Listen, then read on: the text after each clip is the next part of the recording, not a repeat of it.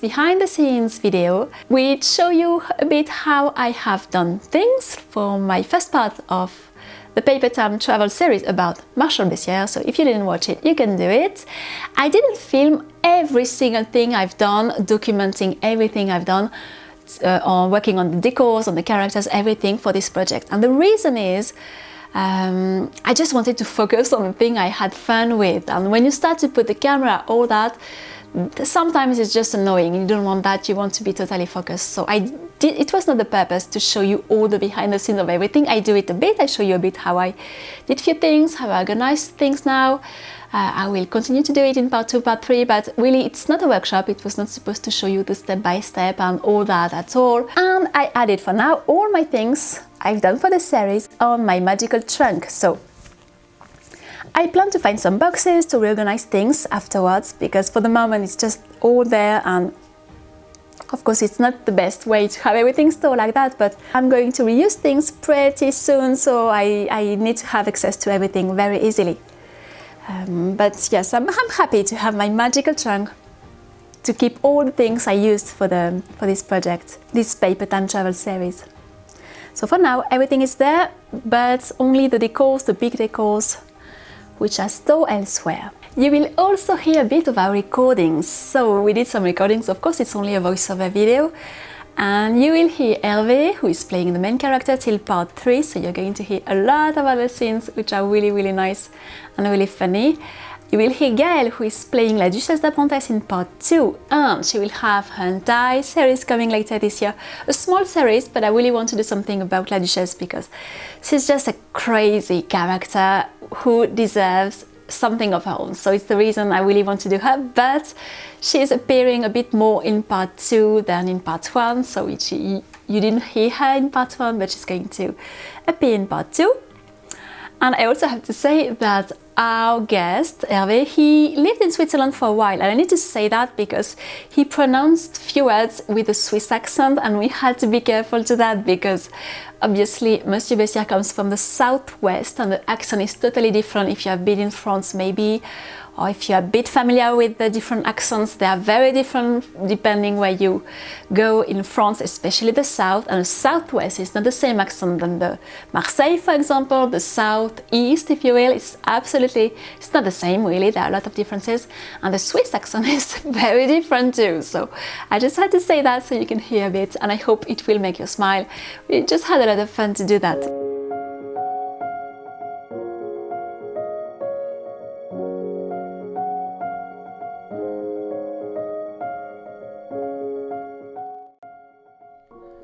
J'ai un barbier dans mon quartier à Paris qui me fait une pommade pas trop épaisse, qui alourdit pas trop, on peut l'éviter, l'effet casque et ensuite on applique la poudre.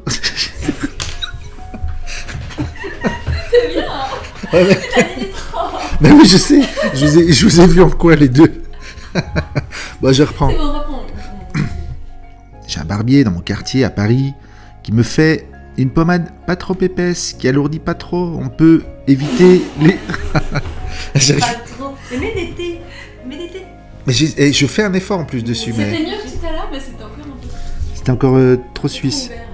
J'ai un barbier dans mon quartier à Paris qui me fait une pommade pas trop épaisse, qui alourdit pas trop, on peut éviter l'effet casque, et ensuite on applique la poudre bien généreusement. Et pour finir... non, je sais. J'ai pas arrêté d'avoir. Non mais c'est toi, je t'ai entendu, je t'ai pas regardé, mais j'ai entendu. Tu l'as dit trop. J'aurais dû changer de mot, fort. Je sais pas. J'arriverai pas à dire autrement. Mais Trop. fort alors. Attends, c'est Quand je dis pas trop épaisse, ça va. Non, tu dis trop. Ah non, Ouais mais je dis trop épaisse, on sent que ça va pas. Ah, ça fait... Putain, c'était dur avec le trop, tu vois. Ouais, attends, je regarde si j'en ai pas d'autres. Là, t'as encore fait trop, hein. So I have cheated a bit for les pointes, the pointe shoes, the dancer's shoes, because the first pointe which were ever used in Paris at the Opera House, it was in 1823. So I was sort of 10 years in advance here, but well, it's such an emblematic thing for dancers. They had some sort of other shoes which were not as just like Les Pointes exactly, in 1810, 1813, 1812. But it was easier, of course, for me to, for many scenes in the story, it was easier to have some points. So I know I did a historical mistake because they only arrived 10 years later. But I thought it's only a mistake of 10 years, so it's going to be fine.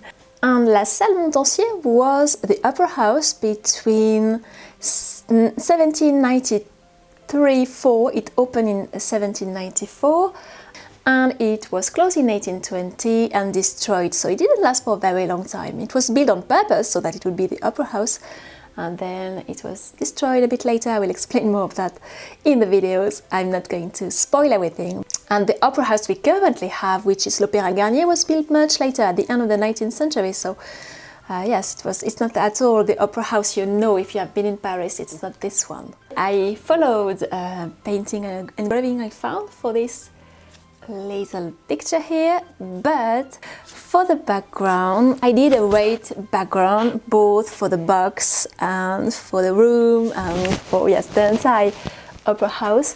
I didn't follow the reality because, as you can see in this illustration painting from the time, it was blue and green and gold, a bit like the opera house in Versailles. And I tried to make it blue, but I started to make a blue background painting and papers to really follow the reality of how it was, but it was not working at all. And for Monsieur Bessieres' outfit, it was not working to have some blue and green. So it's the two historical mistakes I made on purpose because I thought it served the story and the general look of everything.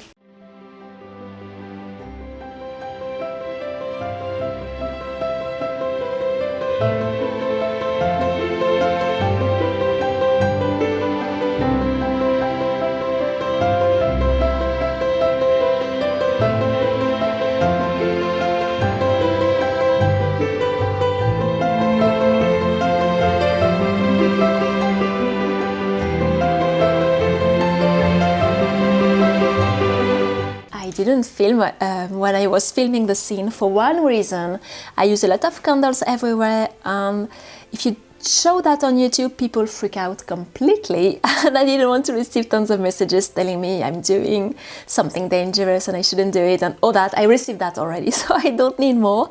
And I thought, no, I'm not going to show that. Just the same, there are things in the behind the scenes of the recording I couldn't put in the video because these days you need to be extremely careful with everything you say, everything you show, everything. So I couldn't show you the scene, though you can have an idea of how I did it, but I was careful. Don't worry, I never left my set. I was close to it the whole time, and it was only for few minutes, half an hour, something like that. And I did his gloves here. And this box, I'm going to readapt it. I have another scene coming in part 2. I didn't start to adapt it, but I need to make it at a proper height. I need to have it at a real, realistic height, because it's not the case here.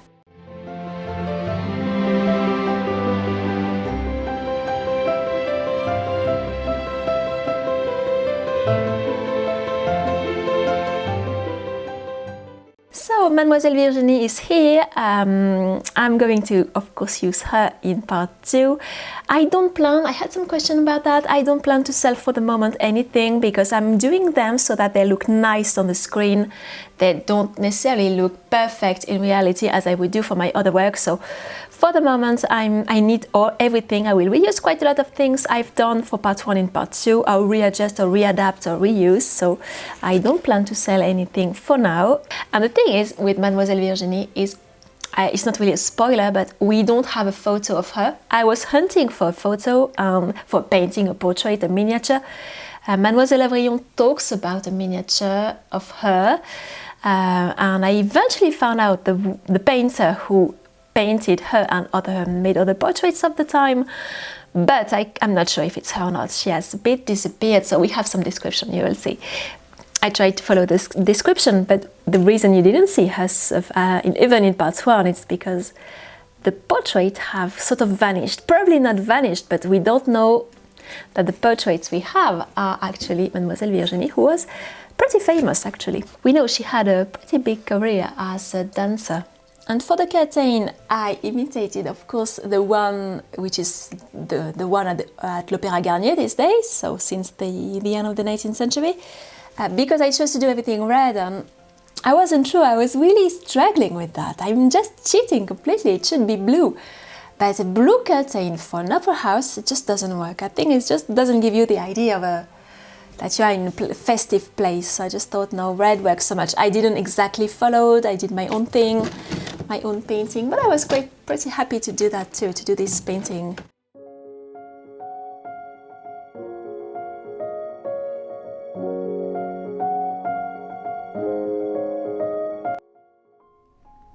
Elle m'a fusillé du regard et m'a répondu sur un ton tout germanique.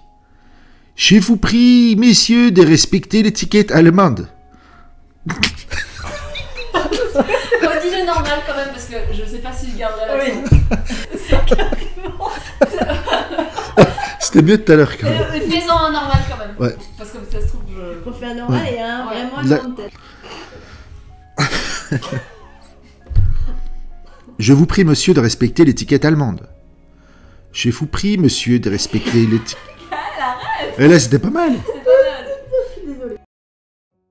And I also used, of course, my pastel, and that's the reason I was really excited to go back to this technique, which I was using all the time when I was probably till 20 years old, something like that. As a teenager, up to 20 years old, I was using it all the time for all the powdery sky effect, all this sort of blurry effect. It works so well, and I missed it actually. I had a lot of fun working on my backgrounds. I'm working on other landscapes for part 2, part 3, so pastel is just great for that. I love the really matte and the beautiful colors you can have, and the sort of effect you can't really have with painting the same way. And for a lot of videos, effects I want to create, I thought it worked really, really well. I'm super pleased to have been back on the path of pastels for this project, and I might reuse it for other things, who knows. So for now, I'm mainly using it for my backgrounds, my decors, these sort of things. All the portraits I had to use for the different small scenes where I was explaining things about Murat and secondary characters, I printed, of course, the portraits here. I wanted to paint them, and I thought, well, it's going to take a long time to do that, and I just prefer doing it for all the 3D, the real 3D characters, and not for just flat pictures like that. I can cheat, it's a video, I can do what I want. So I decided to cheat, but I enhanced it with some painting, of course, some paints, some acrylic, and also some pastel. And here I thought pastel worked so well for the background because it's very compact and the colors are very intense, and I thought it worked really well just to remove the sort of computer printing details you could see, even if I wasn't about to show them very, very close. But it just worked better, and I did it for all of them. So we will see how I use it in the future, but I just had a lot of fun using it for my little portraits. So I cheated too here, I printed them. Not my big portraits, but the small ones I used here. They were printed from the computer. But I thought it worked well with a bit of paint and some pastel. So for my character, the first version that you have seen in part 1, so I only did the top of the body. I'm going to readapt it for part 2, part 3, and I'm doing right now 2 other versions, complete full versions, but in a smaller scale, because because if you do the character pretty big, you have to do the decors even bigger, so it starts to be really, really totally overwhelming, and I don't want to live in my decors 24/7, so I'm doing it in a smaller version, and it's definitely challenging. That's why I did it pretty big for my first part, because I needed it for the hair, especially for the hair scene. And I followed the portrait of Riesner, who was an official painter of the time. He did a lot of portraits of Joséphine de Beauharnais and others, and I followed this portrait because he actually saw Monsieur Bessières and he did a real portrait after him, and it was not the case of all the portraits and paintings for all the marshals and really all the persons of the time. It's the portrait you saw at the beginning. This one we know, I will show you other things in part 2 about that, which is pretty fun documents on how he did it. So I did it, I worked, I started again many times because I don't do really much portrait these days. Very much, and I did it a lot when I was a teenager. Not in 3D sometimes, but not very much in pastels mainly, and I really enjoyed it. And it's just a fun exercise of focus and concentration. It's really interesting, but it's really hard, especially, it's just like a workout. When you didn't do it for a long time, you're rusty because it just, I'm really struggling here.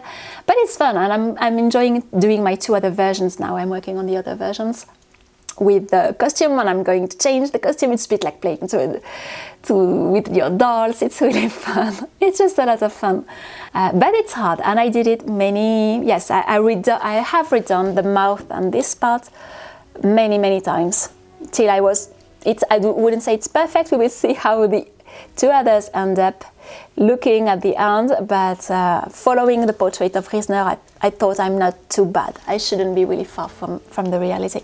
So here is how I'm filming the haircut sequence for the first part. As you can see, I have made the same mirror for the Marshall's mirror. It's the same one than mine pretty much. I just changed 1 or 2 things. The fireplace. And it's so cool to film here because the table is not too big, so you can really move around the table pretty easily. I'm really enjoying now filming all my complicated scene in the living room. It's so easy. I used to have some decors a long time ago in my previous home and try to do things in a very small space, and when you have decors, lights and everything, it's just a nightmare. And here it's really nice, so I have put everything here. I'm going to film a few other things, but I'm pretty happy. I'm finished with the hair scene here. Dorogobouj, 27 août 1812. Nous voilà tout à fait sur la route de Moscou. Je t'écris à 60 lieues de cette capitale. Il y a loin d'ici à Paris. Je supporte très bien la fatigue, et quoique je couche au bivouac, le plus souvent, cela ne fait rien à ma santé.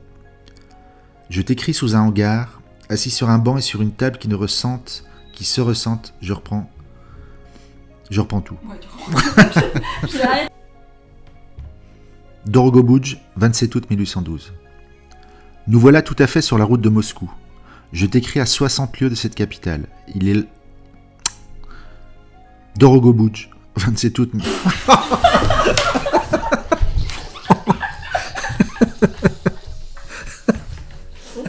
Tu pourras faire un making of moi, je te le dis.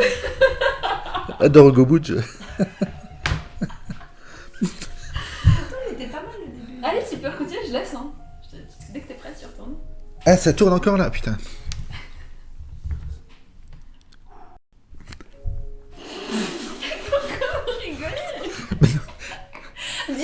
Dis pas Dorogobouj, c'est si compliqué. Tu dis que tu redis comme maman. Non, mais c'est elle qui me fait rigoler. Allez, bon, on est reparti là, sérieux. Dorogobouj. Ah non, putain. Alors attends. J'ai rien fait.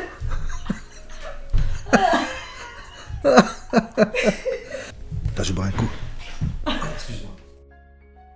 Thank you very much for watching this behind the scenes.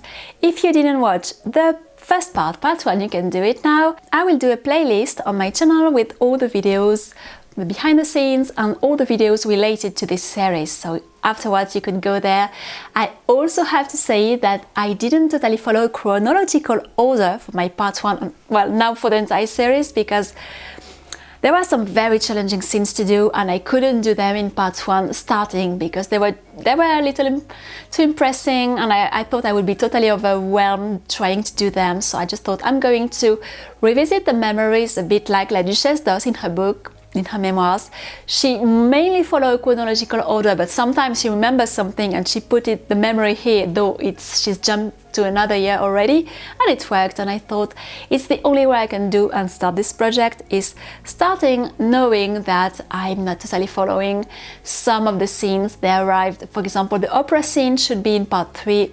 I did it in at the end of part 2 at least, and I did it in part 1 just because it was a cool scene to do. And I was ready, and other very nice scenes from part 2, they were just too complicated to do at once. I'm working on them right now, but I'm happy I I started with what I could do, and I think it's just a great way also for you. If you have some big projects, the first thing to do is already very complicated. I knew for me, I needed to start just like climbing the stairs little by little. And what I plan to do though is, once I finish my 3 parts, is to recut and reorganize the scene in a total chronological order. So this I will do for sure. And it's going to be a big video, and there will be probably 1 or 2 differences compared to the things I'm delivering to you every 2 months. And the thing also is, in part 2 there are a lot of very chronological things. I was a little embarrassed with that, because suddenly it's all, I mentioned the year, we are in this year doing that and all that, and I needed to be a little blurry for part 1 for some of the scenes. So hope you won't mind that. So this part 2 will arrive in a few weeks, so you have to be a bit patient with that. I hope you will be excited. I'm really excited to share it with you, because I think it's going to be really nice. There are a lot of very crunchy, good scenes coming, a lot of challenging artistic challenges, but I really love that. So I'm working on that. Before that, you will see other videos, of course, on my channel. So don't forget to subscribe if you didn't do it. This way you will be sure you won't miss anything, and you can give a thumbs up if you liked what you saw. I hope to see you very soon, and I wish you a beautiful day.